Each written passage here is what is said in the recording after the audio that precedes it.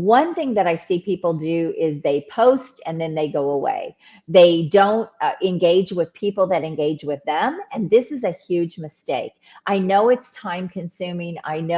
It, I know that it can sometimes feel a bit daunting to do this. But here's the thing, if you don't do it, you're missing opportunities to grow your business. I love when coaches, consultants, and professional service providers want to do big things in their business. They want to rise to the top and influence their market and the world around them. They want to have a greater impact and make a more lucrative income. Well, if this is you, welcome to Expert in You podcast, the show where I interview other experts and coaches, consultants, so that they can share their success strategies with you. We're going to talk about marketing and how to close more sales, how to get more premium clients, and how to really build your visibility in the market and scale your business like a boss. If this is you, welcome to the show. I want to ask you to subscribe and hit the notification bell right now so you don't miss one episode. Grab your coffee and buckle up because we are ready to give it all to you to help you become the expert and get paid as the expert that you are. I just released a video on how to leverage media to build influence and grow your business. And today I want to talk about how to avoid common mistakes people are making when they are trying to do this. So often I see great coaches, consultants, professional entrepreneurs who are doing amazing things out there, but there's such a disconnect. And so all of their work and time and energy and maybe even money is not getting the traction that it could because they make these mistakes. So let's dive in. If you have not seen video 1 to this 2-part video series about how to leverage media to grow your influence and your business, then make sure you go and check that out. All right, so what are the common mistakes people make when they are trying to grow their influence and grow their business through media? Well, the very first mistake is they don't have a clear strategy. If you lack a strategy, everything's going to be scattered, which also means it's going to be ineffective. You're not going to get the results you might have been hoping for. So you want to really define the goals of what you're trying to accomplish and then develop the plan to achieve them. So get a strategy in place. The second thing you want to be cautious of is to ignore analytics. Now, I did have someone say to me the other day on LinkedIn, and I'd been on LinkedIn for years. He saw that I was running a LinkedIn workshop to teach people how to grow their business on LinkedIn. And he said, I've been on here for years, but he said, I've never really been able to get it to work. He said, I haven't figured out the algorithms. Okay. I am not talking about algorithms. I'm talking about analytics. You don't need to worry about the algorithms if you're doing things in the right way. You will get visible. You will get seen. But you don't want to ignore the analytics. And here's why. Especially when you're playing a bigger game and you're doing a lot more, you've leveled up your business, and now you're putting out content, you're trying to attract bigger opportunities, you're trying to attract bigger clients. Well, they won't often engage on your content on social media. A lot of times you won't get the amount of engagers maybe you were hoping for because these are typically busier people. And so this is why the analytics are so important, because the analytics will show you, hey, 1,000 people saw this post. Maybe you only had 2 or 3 people that actually engaged on that post, but that's because maybe your target audience is spot on. The people that you're really wanting to attract are seeing it, they are watching it, they're looking at it, but they're not necessarily clicking that, thumbs up button or the like or the heart. But it doesn't mean they're not seeing it. And so this is why the analytics are so important. So make sure you're tuning into the analytics. One of the things that I like to help people do on LinkedIn, for example, is when they post video versus a post, go look at the analytics and see what people are most resonating with. Are they liking the videos more, or are they liking the post? And again, I'm not necessarily talking about how many likes you got or how many comments you got. I'm talking about how many views did you get? How many people saw that? posts that you put up or how many people saw that video. And then you can start structuring your content to be relevant to the audience that you're trying to attract. Now, you also want to make sure, though, that you have the right people in your audience so that the analytics can really be dialed in. Also, with the analytics, especially on LinkedIn, it will tell you even job titles, who viewed your post and your content. So all of these things are super important, especially as you're trying to grow and scale your business. All right, the third mistake people make is over promotion. I know you have a lot of things going on. You are doing a lot of great things, but you don't want to only use social media for promotion for you, for yourself. Now, I love to promote client results. I love to promote what my clients are doing.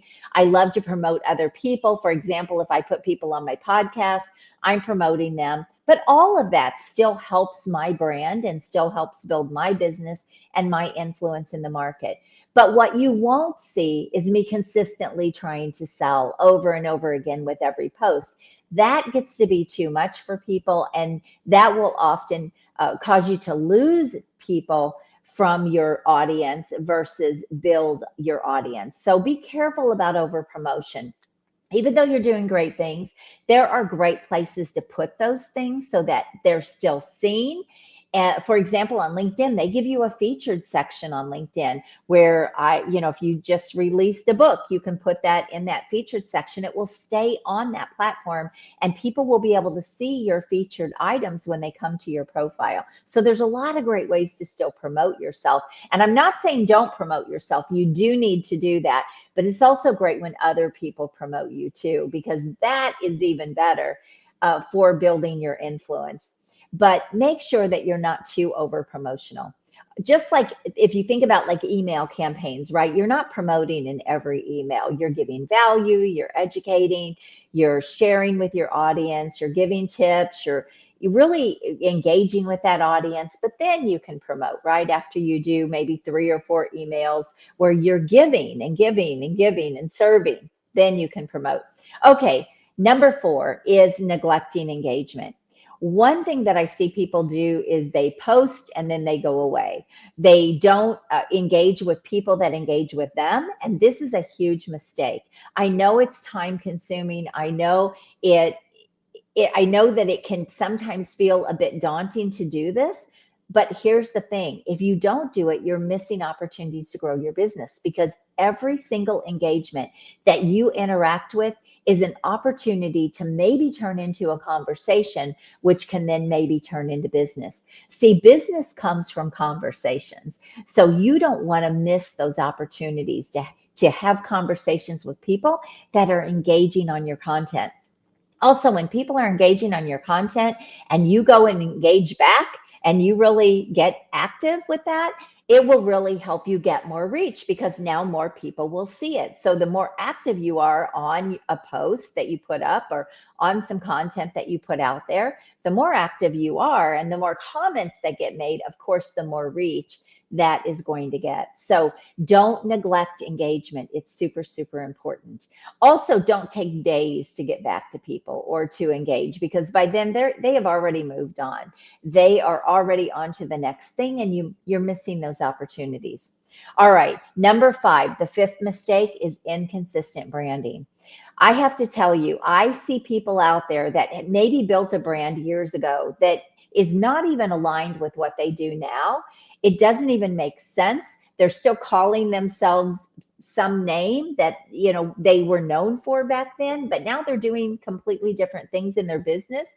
And so now there's this confusion with their brand, or maybe the message isn't cohesive. So I see you one way on Instagram and then I see you another way on YouTube, and I don't really know what you do. So you want to make sure that you have consistent branding. That means your colors, the look, that's your branding, right? But also the message that you have out there, what you want to be known for, who you work with, how you help people. All of this consistency strengthens your brand identity and it makes you more recognizable. One thing that I get told a lot is when I'm on podcasts, I'm almost always in blue because blue is my brand. You can see it across all of my social channels. You can see it on my website. That bright blue is my brand. And sure, I dress in other colors. I'm not in blue right now, but I dress in other colors. But when I'm on a podcast, for example, as a guest, and I know that podcast is going to be videotaped, or I'm on a stage, typically I'm always in my brand colors. You will always see me in some sort of bright blue, whether that's with white or whether that's with black or gray or whatever. I'm always in those brand colors so that people identify the color of my brand. And it's more that consistency, right? The way our mind works. And the same thing with your logo and all of those things that you're doing to build your brand.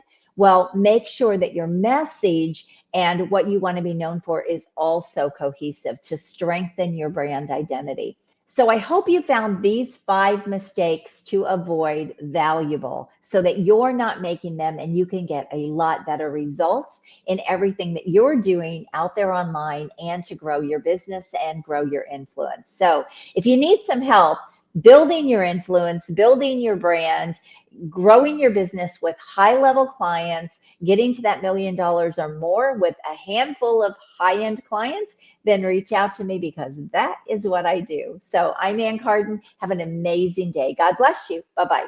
If you've enjoyed this show, then I want to invite you to check out a free automated webinar where I show you how you can bring in ultra high fee clients for $25,000 to $125,000 or even more. I show you how you can do this maybe even in the next 7 to 60 days. So if you want to check out that free webinar, just go to expertinyouaccelerator.com and I'll see you on the inside. You have an amazing day, and until next time, God bless you. Go rock your business.